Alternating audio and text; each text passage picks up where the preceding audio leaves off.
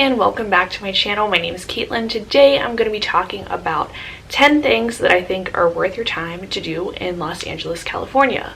I have been wanting for a while to recap my trip to LA that my boyfriend and I took back in April. I wanted to talk through everything that we did, what I thought was worth the money, what I thought wasn't, where we stayed, where I would have liked to have stayed, and I just want to give a whole big rundown and recap.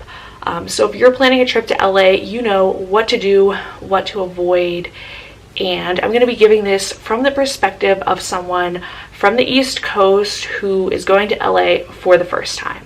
I think LA is this super glamorized place on TV, in books, and everyone just has a lot of intrigue about it. I know when my boyfriend and I were deciding where we wanted to travel to in April, we thought of a lot of different places. We considered Scottsdale, Arizona, we considered Mexico, but we ultimately decided to go to LA because we were both really intrigued about it. Neither of us had ever been to California, so this was all totally brand new. We had no idea where to stay, we had no idea what was safe. We barely knew anyone that had ever gone to LA. My uncle went a couple years ago, but it was like 5 or 6 years ago at this point, so we were really going into it blindly, and I did most of the research and planning, so I'm going to share some of those tips and tricks that I gathered up as well. But if you would like to see more of the day-to-day footage, check out the vlog that I made. I vlogged every day of the trip, and that will give you a real insight to everything that we did. But let's go ahead and dive right in. So first off, where we stayed in an Airbnb because in LA, Airbnbs are significantly cheaper than hotels. This was a little difficult for me because I was not familiar with the neighborhoods of LA like I am New York City. You know, I know that Brooklyn is trendy in New York City. I know Harlem is kind of sketchy, but I knew nothing about LA. I had no concept. So I really had to do a lot of research. There were some Airbnbs in Santa Monica. There were Airbnbs in West Hollywood, but we ultimately chose one in La Crescenta, Montrose, which was kind of out of the way of everything, but it was also kind of near everything that we needed to go to. Nothing was more than an hour, and we did go to some places that were within a 10 or 15 minute drive. So the location wasn't bad. I just think knowing more about LA and our personality types, I would have preferred to have stayed in Santa Monica. Santa Monica is gorgeous. They have so many restaurants, so much shopping.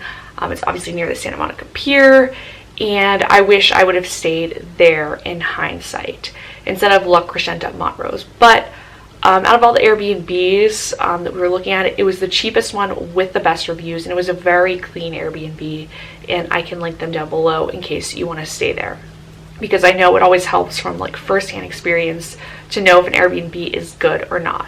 But let's get into what we actually did and the agenda. So the number one thing that I think is worth going to in LA would definitely be the Santa Monica Pier and Santa Monica in general. I really, really liked it. And yes, the pier is a little bit carnival-y. There are some sketchy characters there, but it's gorgeous. The view of the Pacific Ocean with the Ferris wheel, it's just an incredible view. And it's just a really fun vibe. And if you like beach boardwalks or carnivals, I think you'll love it. The atmosphere is just very electric, and it's really fun. You can go to the touristy shops, and you can ride the Ferris wheel, you can ride a roller coaster. There's a whole little amusement park there. It's not necessary to buy tickets in advance. You can walk right up, get tickets. We rode the Ferris wheel on a Saturday, and we only waited in line maybe 20 minutes to go on.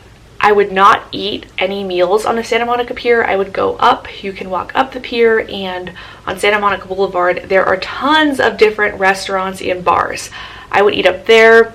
There are so many great places to eat, and that's really why I would stay in that area, because there were so many other restaurants and bars Nick and I could have gone to, and we just didn't have enough time. We ate at the Blue Plate Taco. Phenomenal. The tacos were so fresh. I don't think I will ever taste guac that's as fresh as I had there. There's no going back. The drinks were good. We sat outside.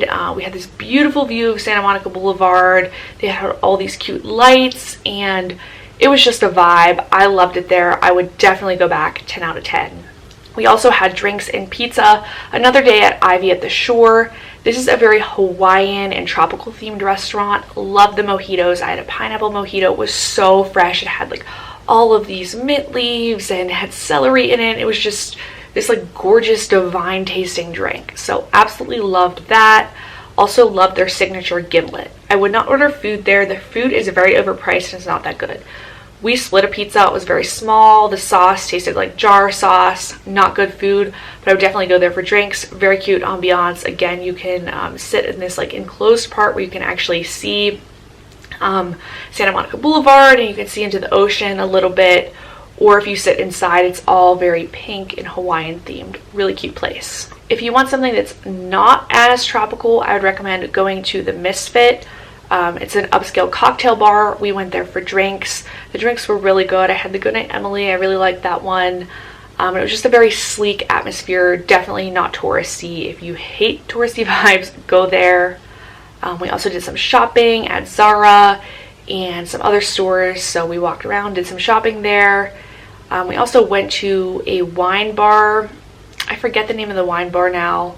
But that wine bar, I guess apparently was like a chain. I didn't know that, neither did Nick. We weren't familiar with it. We probably wouldn't have gone there if we had known it was a chain. But I just didn't think the wine was that good. In general, I like Italian and Spanish wine better than California wine though. So that's also something to keep in mind. But Santa Monica, amazing place. You could definitely go there multiple days in a row. Many restaurants. I would recommend staying there. Number 2, the Griffith Observatory. I definitely think Griffith is worth it. It's beautiful. You can see the whole entire city. It doesn't actually cost money to go to the overlook. I would say you could spend about an hour to 2 hours there. Also, don't park on the bottom. There's this theater and it will say free parking, but unless you plan on spending the entire day there and hiking all the way up to the top, it would just be a waste of time. So go all the way up to the top, and the day we were there, it had 1 hour free parking. So it's just a really cool area where you can see the entire city, and like I said, it's free. Number 3, I really like the city of Pasadena. I was kind of on the fence about going there because I thought maybe there's nothing really to do there, but it was really close to our Airbnb, so that was a big reason why we went there. But there's just gorgeous architecture, these big, beautiful Spanish-inspired buildings. Like we walked past the courthouse, we took some Instagram pictures, we had breakfast at Earth Cafe, also an incredibly fresh restaurant. Highly recommend the avocado toast and a fresh squeezed juice. Loved it there. Again, I know it's a chain in California, but if you don't live in California, I think it's worth it to go there. The food was very good, and we just enjoyed Pasadena. There's some shops, not a ton of shopping, but we went in some cool thrift stores and just poked our heads around. And we spent a morning in Pasadena and we both really enjoyed it. Number 4, the Descanso Gardens. This was also close to Pasadena and our Airbnb. You could honestly spend an entire day here.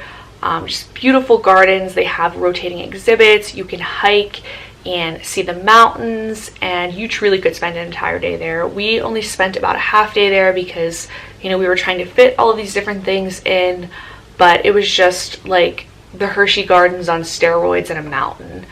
If you live in Pennsylvania, that would make sense to you. If you don't, probably won't. But it was just a very beautiful place to go. And it also wasn't too expensive. I think it was like $20 or $25 per person. The Spire 73. This rooftop bar was like no other rooftop bar I've ever been to. I don't think I can go to a rooftop bar that will top this experience. Honestly, this is definitely more geared towards couples. I probably wouldn't go here with family or even friends. Overwhelmingly, the vibe was couples. They have, it's just like on the 73rd floor of the Continental Hotel in downtown LA. It's in a very bougie part of downtown LA, and you can see the planes and helicopters take off from the airport. They come like right by. You can see the city lit up at night. I would definitely make reservations for at night. And it's definitely like pricier food and drinks, but it's totally worth the view. And if you think about it, if you're planning on going to like some sort of observatory, you know, you pay for the observatory and that's it. But you know, we were paying for, like, there's no cost just to go to the Spire 73, so the cost is going to be the food and drink that you consume there. So if you think about that as the cost instead of the cost of an actual observatory, it's kind of worth it. Like, yes, it's going to be a little bit more to do something like this, But overall, I think it was a really worthwhile experience. This is actually the tallest rooftop bar in all of North America. I think it'd be the perfect place for a proposal. It was just an incredible vibe. Definitely get more dressed up if you go, like heels, nice dress, that kind of vibe. The food was okay. The drinks were pretty good. We had some truffle fries and burgers, and then we had like champagne, and I had like one cocktail. We didn't have too many drinks there, but we were just there really for the views and the vibe. Incredible. Number 6, Malibu Farm. If you go to Malibu, you have to eat at Malibu Farm and Malibu Farm Cafe. They're located on the Malibu Pier, right over the Pacific Ocean. It's gorgeous. You can see this dark blue water while you eat. And again, this was some of the freshest food I've ever tasted in my entire life. I had a salmon salad, and Nick and I split nachos. I had a grapefruit cocktail. It was so fresh. Like, you could tell they just squeezed this fresh grapefruit into the drink, mixed it with a little tequila. It was so fresh, so light. Oh my god, the food and drinks at Malibu Farm were just incredible, amazing. You can't make reservations there. It's first come, first serve. Malibu Farm is the one at the closer end of the pier, and I believe Malibu Farm Cafe is the one that's further on out. You do have to pay to cross a certain point of the pier. We didn't do that because it was super windy when we went, and we were just spending enough money already at Malibu Farm that we were just like, okay, we've seen enough. But it's definitely something that I would highly recommend, again, for the experience, the food. It was lovely. Speaking of Malibu, I would also visit the Getty Villa Museum. This is all inspired by the works of Paul J. Getty, and it's a very artsy place. So if you don't like museums and if you don't like art, I wouldn't go there. I would say I'm a pretty artsy person, and some of it was a little bit abstract and out there for me. It kind of reminded me of the Stan Hewitt House in Cleveland, if you've ever been there. So it was kind of like a garden and tons of rooms filled with art, just lots of different pictures, sculptures, jewelry, just everything. There's this incredible pool. It's a beautiful place for Instagram pictures, but I wouldn't go there just if you want to take Instagram pictures, because you can take Instagram pictures at a lot of different places in LA. I would go there only if you appreciate that kind of stuff as well, because otherwise you're going to find it boring. And I believe it's like $20 a car, so, you know, why spend that money? And also, why drive all the way out to Malibu? Because Malibu is pretty far from a lot of other things in LA. Getting from Malibu to Santa Monica, even though they're only like 6-7 miles away from each other, is pretty difficult, because you have to go on this highway called PCH, and it's like, I think it's like 4 lanes, which for LA is not a lot. I think at some point it's like 2 lanes too. Don't quote me on that. I can't exactly remember, but there was a ton of traffic we encountered there, and it took us like an hour and a half to get from Malibu to Santa Monica. So my point being, if you're not interested in the works of Paul J. Getty or art, don't go there just for the Instagram pictures. The Last Bookstore. This is about the only thing I would do in downtown LA, which I'll get to that in a second. But the Last Bookstore is truly a book lover's paradise. It's this gigantic, I think it's 2 or 3 stories, filled with books. They have all these old books and records. They have new books. You can just spend hours there. I ended up getting a book from 17 magazine. It was called like 17's Guide to Beauty, kind of like a coffee table vibe, and I feel like it's kind of a collector's item. It was really cheap. Not everything there is really cheap, but that was, and it was just really cool if you like to read. The Grove. I would definitely go to the Grove. Again, I wasn't sure if it would be worth it, because they have stores like Nordstrom and Lululemon, and we have those stores here in Pittsburgh, so why would I spend this time at this shopping center? But honestly, this was probably the most fun Nick and I had in LA. We ended up getting drinks at the Fountain Bar, this gorgeous fountain in the middle of the Grove. It kind of is like a smaller version of the Bellagio fountains in Las Vegas. The fountain will entertain you for a while, and it's also really fun to people watch, like see if you can scope out some celebrities or influencers. We didn't see any, but we also went on like a Tuesday at like 4 p.m, so that's maybe why. But it was just like a really fun, like relaxing thing to do. We also got drinks at the Nordstrom Cafe, and the Nordstrom Cafe was like on point, and I got an Aperol Spritz. It was so good. We also got truffle fries there.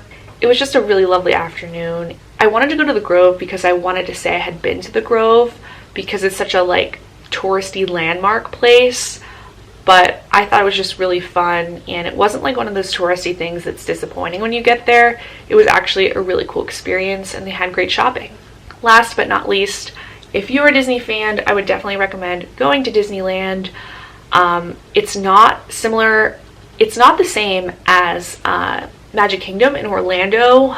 If you're worried about that, it's pretty different actually. We unfortunately did not get to ride the Matterhorn. It was closed while we were there, but the Matterhorn is a big different ride. They have some Alice in Wonderland rides that are different.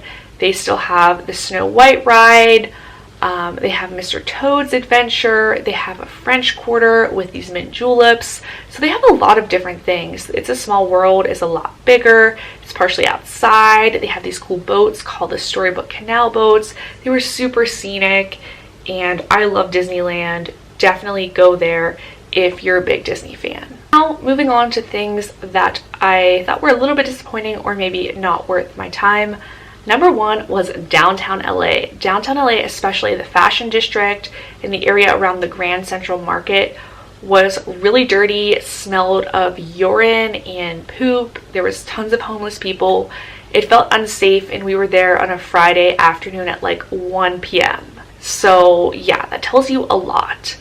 It just is kind of sketchy and honestly not worth your time.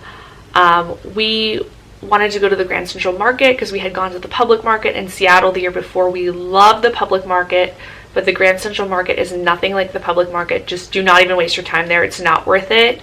Don't waste your time in the fashion district either. It's just really, really sketchy. Even if some of the stores are cool, I wouldn't go there.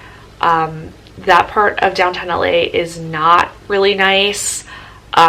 Where the Spire 73 is, I'm not exactly sure like what that area is called in LA. That might be like the financial district. I could be totally wrong, but that area was nice. But the area by like the fashion district and I guess that area is kind of near Skid Row, like that area, not good. The area, it was actually by the last bookstore, and that's why we were in that area to begin with. But that's not saying that all of downtown LA is bad or sketchy. It was just that particular part I would avoid. The second thing that was kind of disappointing was Alfred Coffee. And if you watch my vlog, I really tried to hype up Alfred Coffee because I wanted to be excited and I wanted to like it, but it was not a genuine review. Which is sad because I feel like I'm usually pretty good at calling out things when it's not good, but I had such high hopes for Alfred. You know, I've watched Alicia Marie, her vlogs, how much she loves Alfred. I watched Julian Hunter, they liked Alfred when they went to LA. Kenzie Elizabeth, it seems like everyone loves Alfred. But I thought the vanilla latte just tasted weird. Like it had a weird aftertaste. Granted, I only had it one time and it could have been the barista, it could have been the day. It just wasn't my vibe. We also went to the one in Silver Lake, and that one was a little bit smaller. And so maybe it was also that location. Maybe I would have liked the Beverly Hills location a little bit more. But overall, I just wasn't impressed with the coffee. I did like Phil's coffee a lot better. Phil's is San Francisco based, but again, if you live on the East Coast, you don't have Phil's, at least as far as I know. But Phil's coffee is just really, really unique. It's really creamy. They're famous for this like mint mojito drink. It doesn't have alcohol in it. It's just infused with mint. And it's a really unique coffee. I've never had anything like it. I would definitely recommend Phil's over Alfred. That being said, I would try Alfred again. I wanted to try it again during the trip, but there's not that many Alfreds around there.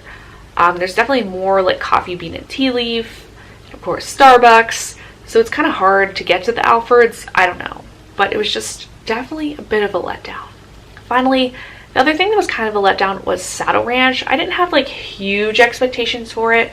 I just kind of wanted to go again to say like I've been to Saddle Ranch. But if you've ever been to Nashville, or if your city has like country bars like Tequila Cowboy, Saddle Ranch is definitely not better than that.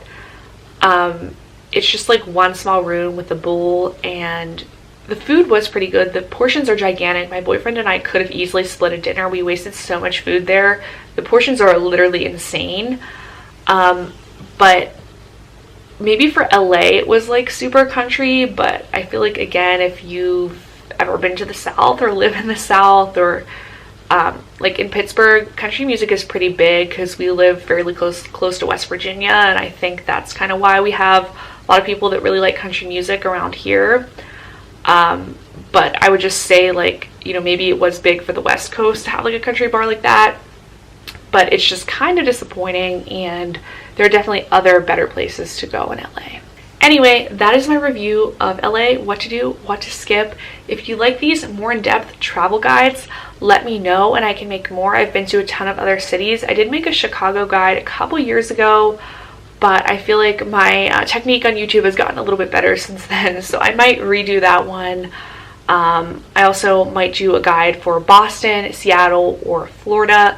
So if you'd be interested in that, please let me know. I hope this video helped you. Don't forget to check out the vlog if you want more in-depth information and kind of more of a view of day-to-day perspective. But thank you guys so much for watching, and I'll see you in my next video. Bye!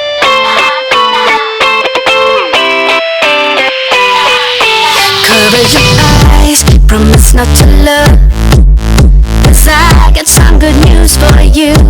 Unexpected surprise, now you're on the hook.